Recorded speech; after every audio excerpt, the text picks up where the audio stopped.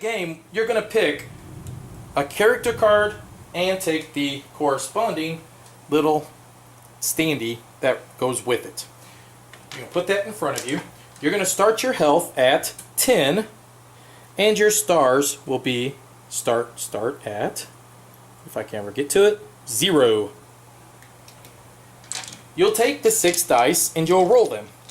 What you're trying to do is you're either trying to match up the numbers. For instance, I rolled 3 2s, which would give you star points, or you're trying to get claws, which hits your opponent, energies, which gives you, for each energy you roll, you get one of these energy cubes, and hearts.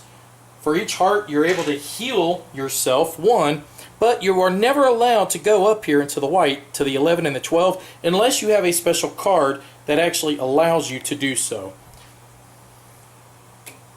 So what you're trying to do is you get, just like Yahtzee, you get to roll the dice 3 times, and you get to keep whatever you roll, set it to the side, and continue rolling the other dice that you don't want for an additional 2 more times. For instance, I roll, let's say I want this energy, I'll roll these 5 again, and I want these 3 1s, roll these 2, okay, my turn is over. So then I just match everything up. As long as I have 3 of one identical number, for instance, I have 3 1s, I'm allowed to add that many star points to my board. For instance, I rolled 1, so I would get 1 star point to start the game.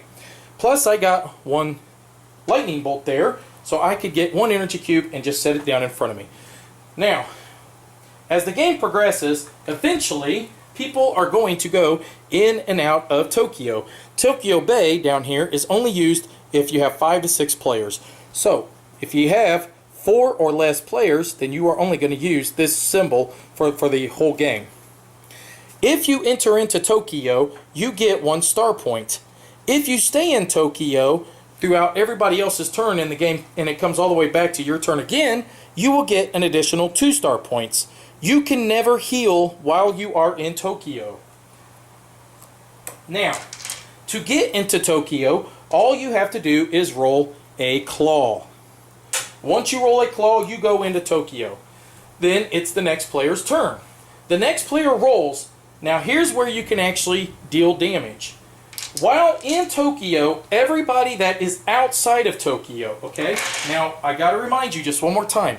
Tokyo and Tokyo Bay are pretty much the exact same thing. Do not ever confuse when I say outside of Tokyo that means Tokyo Bay. Tokyo and Tokyo Bay are the same. If you are outside of Tokyo, you are on the outside. You are not on this board at all.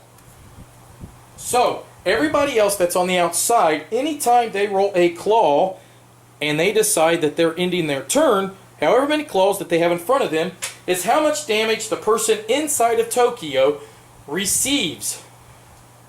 But the flip side of that is that however many claws the person inside of Tokyo rolls, everybody outside of Tokyo receives.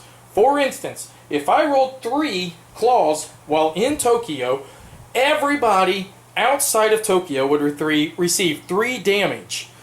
However, every time any of them characters roll claws, I would receive damage in there. And remember, the key is you cannot heal with hearts rolled on these dice while in Tokyo. So it is very dangerous to stay in Tokyo for too long in a game with 5 to 6 players. Now, as the game progresses, you're going to eventually get more and more of these energy cubes, okay? Now, what you're going to be able to do with those is you're going to have 3 cards that are face up here in front of you. Up here is the cost of that card, and if you see, there's all kinds of different things. And then down here, it's going to tell you what that card does. If it says keep, then that card will permanently stay in front of you. However, there are other cards that will say discard like that. And what that tells you is you get 1 time, you're going to get this benefit, but then the card is discarded. So this would cost you 8 energy, and it would give you 9 energy in return. So you'd get basically just +1 energy, but then you would discard the card, and then it would go out of play for the remainder of the game. But for instance, let's take a look at this. This is a spiked tail. It would cost you 5 energy to purchase. You would keep it in front of you at all times. When you attack, you deal 1 extra damage. So even if you roll just 1 claw, you will do 2 damage, not just 1. For 3 energy, you get an intimidating roar. The monster in Tokyo must yield if you damage them. Yield. I did not explain that yet, did I? Why don't I explain what a yield is? A yield is when the monster in Tokyo takes damage and decides, you know what? I'm getting low on health. I better hightail it out of here. So he leaves, and then whoever it was that delivered that damage has to take his spot inside of Tokyo. And of course, that person would get the 1 star point. You would get no benefit for leaving Tokyo, but you would at least keep your health and hopefully stay alive to be able to keep playing the game. But as the cards keep popping up, after you purchase a card, a new card would be flipped over. For instance, remember when I was telling you couldn't go past 10 on your health? This here would allow you to increase your health by 2, and it's a keeper as well, so it's even bigger. So the cards really help your monster stay alive and be able to win the game.